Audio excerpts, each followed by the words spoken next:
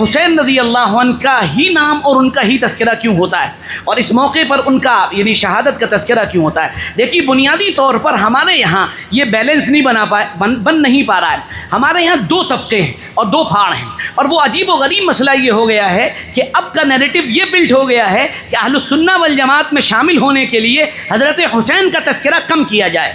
اگر حضرت حسین کی کوئی تعریف بیان کر رہا ہے، اگر کوئی ان کے مناقب بیان کر رہا ہے، اگر کوئی ان کی زندگی بیان کر رہا ہے، اگر کسی نے ان کی سیرت بیان کر دی اور ان کی سیرت کے سلسلے میں کچھ لکھ دیا، تو اس کو ہمارا ایک طبقہ نارملی یہ کہتا ہے کہ یہ نیم رافضی ہو گیا ہے، یہ سیدنا حسین کے فضائل بہت بیان کر رہا ہے، یہ تھوڑا سا شیعت کی طرف مائل ہو گیا ہے. آپ مجھے بتائیے حضرت ابو ہریرہ رضی اللہ عنہ کا یہ ارشاد جو انہوں نے جناب رسول اللہ صلی اللہ علیہ وسلم سے نقل کیا، سیدنا حسن رضی اللہ عنہ گود میں ہیں اور آپ صلی اللہ علیہ وسلم نے فرمایا اے اللہ میں اس سے محبت کرتا ہوں، آپ بھی اس سے محبت کیجئے، اور جو حسن سے محبت کرے آپ اس سے محبت کیجئے. صحیح حدیث ہے بالکل. تو یہ کہاں کا، یہ کون سی ایسی بات ہے یا یہ کون سی ایسی چیز ہے کہ حضرت حسین رضی اللہ عنہ کا تذکرہ یہ کسی بھی حال میں اگر کوئی کرے گا تو اس پر ایک فتویٰ آئے گا؟ یہ غلط بات ہے. اور دوسری طرف اہل السنہ والجماعت میں شامل ہونے کے لیے ایک بات اور طے کر دی گئی ہے، اور وہ یہ طے کی گئی ہے کہ امیر معاویہ رضی اللہ عنہ کے مناقب بیان کیے جائیں. بالکل بیان کیے جائیں، یقینی طور پر بیان کیے جائیں. امیر معاویہ کا احسان اس امت پر، سارے احسانات ایک طرف کر دیجئے. آپ کاتب وحی جو ہے کوئی نہیں مانتا، مت مانے، حالانکہ وہ کاتب وحی تھے. آپ ان کے لیے سب باتیں ایک طرف کر دیجئے. دو باتیں ایسی ہیں، پہلی بات تو صالح تھے، ختم ہو گئی بات. سب سے پہلی بات تو یہ ہے، یہ تو نسبی تعلق ہے ایک اوپر، جانے دیجیے.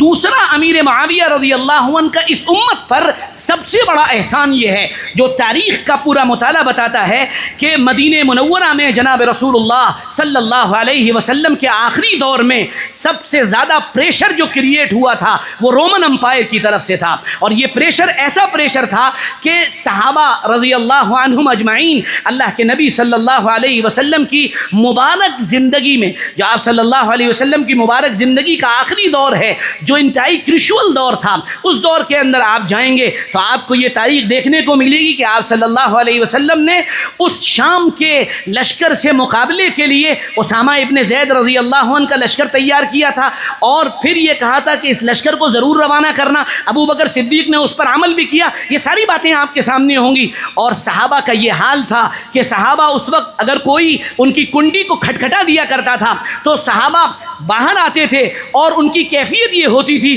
کہ وہ فوراً کہا کرتے تھے کیا رومی آ گئے، کیا روم کے لوگ آ گئے، کیا رومن امپائر نے حملہ کر دیا. صحابہ کی یہ کیفیت تھی. امیر معاویہ رضی اللہ عنہ کا امت پر سب سے بڑا احسان یہ ہے کہ امیر معاویہ رضی اللہ عنہ کو سیدنا عمر رضی اللہ عنہ نے یہاں سے اٹھایا، اور عمر جیسا نباز، عمر جیسا انسانوں کو سمجھنے والا، اور عمر جیسا سائیکولوجسٹ، اور عمر جیسا انسان جس کی نظر انسان کی سیرت اور کیریکٹر پر پوری ہوتی ہے، اس نے امیر معاویہ کا انتخاب کیا اور انتخاب کر کے ان کو پہنچایا ملک شام، اور وہاں کی گورنری ان کو عطا کی. اور پھر اس کے بعد امیر معاویہ کا روب اور دبدبہ، اور امیر معاویہ رضی اللہ عنہ کی جلالت شان ایسی تھی کہ امیر معاویہ رضی اللہ عنہ جو اپنا پورا حشم و خدم و جو پروٹوکول لگایا کرتے تھے، شکایت عمر کے پاس پہنچی، کہنے امیر المومنین یہ امیر معاویہ جو ہے یہ ذرا آپ کی بتائی ہوئی گائیڈ لائن سے الگ ہٹ رہے ہیں. عمر کے یہاں تو حاضری طے تھی. ہاں بھائی کیا بات ہے معاویہ، یہ میں کیا سن رہا ہوں. ہر گورنر کے سلسلے میں سیدنا عمر کا معاملہ یہی تھا. امیر معاویہ رضی اللہ عنہ انتہائی زیرک، انتہائی معاملہ فہم، انتہائی بردبار اور تحمل اور حلم رکھنے والے انسان تھے. انہوں نے کہا امیر المومنین آپ تو مدینے میں رہتے ہیں، ہم شامیوں کے اور رومیوں کے درمیان رہتے ہیں. آپ کو معلوم نہیں ہے اگر یہاں بزرگ بن کر رہا جائے گا اور یہاں صوفی بن کر رہا جائے گا تو یہ لوگ کھا جائیں گے ہمیں.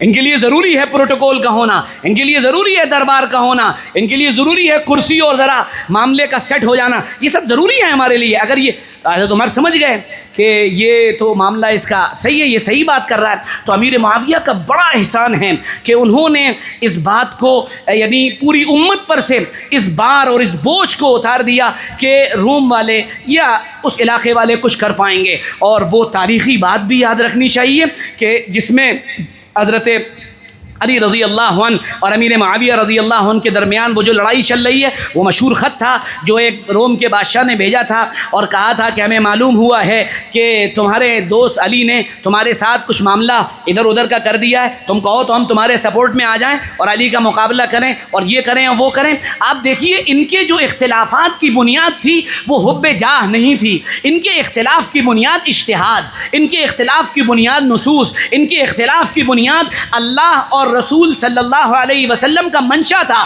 دونوں اپنے منشا میں اپنے آپ کو صحیح سمجھتے تھے، اس لیے ایک دوسرے کے خلاف کھڑے ہوئے تھے۔ یہ بات حق ہے، یہ بات سچ ہے، یہ بات صحیح ہے، یہ بات درست ہے، 100% درست ہے۔ سیدنا علی رضی اللہ عنہ حق پر تھے اور یہ بات بھی اپنی جگہ درست ہے کہ امیر معاویہ رضی اللہ عنہ خطا پر تھے، لیکن آپ دل دیکھیے، لیکن آپ اندر سے مزاج دیکھیے کہ خط کے جواب میں یہ نہیں کہا گیا اچھا ہاں ذرا صحیح ہے تم بھی آ جاؤ تو چلو حملہ کریں اور اپنی سلطنت کو بڑھا لیں۔ جواب میں کیا فرمایا؟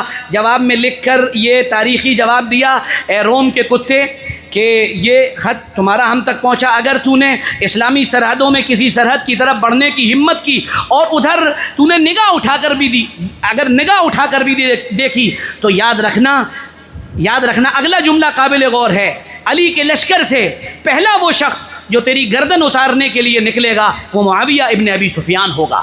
یہ ان کا دل تھا، ابرہم قلوبا وعامقہم علما، ان کے دل بڑے صاف تھے، ان کا علم بڑا گہرا تھا۔ تو اب ہمارے یہاں بڑا سنجیدگی سے سنیے گا، فتویٰ لگا دیجیے گا بعد میں جو چاہے، لیکن میں جو عرض کرنا چاہ رہا ہوں اس کو سمجھیے گا۔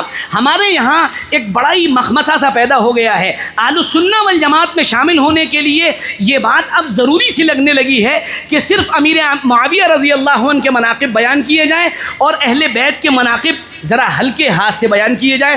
ذرا اگر اس میں پریشر اور ایسکیلیٹر ذرا زیادہ ہو گیا تو ڈر یہ ہوتا ہے، خدشہ یہ ہوتا ہے کہ کہیں ادھر سے یہ فتویٰ نہ لگ جائے کہ یار یہ تو چلا گیا ہاتھ سے۔ نہیں، یہ غلط بات ہے۔ حسنین کریمین کے اتنے فضائل ہیں کہ آپ بیان کرتے کرتے تھک جائیں، وہ ختم نہیں ہوں گے۔ ایک بات، آخری بات جو میں نے عرض کی تھی، خوب سمجھیے، بار بار سمجھیے گا اس بات کو، اور وہ بات یہ ہے کہ ہمیشہ اصول کتابوں میں ہوتے ہیں، اصول کتابوں میں ہوتے ہیں، اتباع شخصیات کا ہوتا ہے۔ اصول کتابوں میں ہوتے ہیں، کون جانتا ہے اصول؟ شخصیات نیریٹو سیٹ کرتی ہیں، شخصیات نیریٹو بلڈ کرتی ہیں، وہ ایک مثال قائم کرتی ہیں اور مثال قائم کر کے ساری دنیا کے سامنے لاتی ہیں۔ قرآن کیوں کہہ رہا ہے صراط الذین انعمت علیہم؟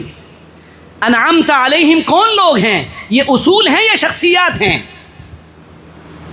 صراط الذین انعمت علیہم، راستہ ان لوگوں کا جن پر آپ کا انعام ہوا۔ انعام کن لوگوں پر ہوا؟